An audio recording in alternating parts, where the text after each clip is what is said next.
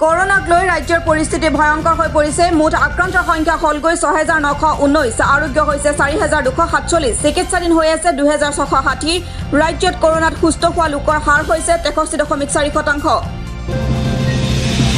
শনিবাৰে পুনৰ বাঢ়িল পেট্ৰল ডিজেলৰ মূল্য। বিগত কিছুদিন ধৰি অসমত বৃদ্ধি পাই আছে পেট্ৰল ডিজেলৰ মূল্য। বিগত ২১ দিনত পেট্ৰলৰ ৯ টকা ১২ পইচা বৃদ্ধি, আনহাতে ডিজেলত বিগত ২০ দিনত ১১ টকা ১ পইচা বৃদ্ধি।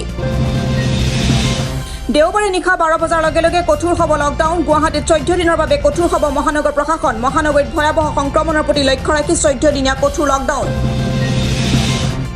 বিশ্ববিদ্যালয় অনুদান আয়োগৰ তথ্যৰ ভিত্তিত অচিৰেই অনলাইন যোগে ডিগ্ৰী পাঠ্যক্ৰম আৰম্ভ কৰিব ২৩০খন বিশ্ববিদ্যালয়।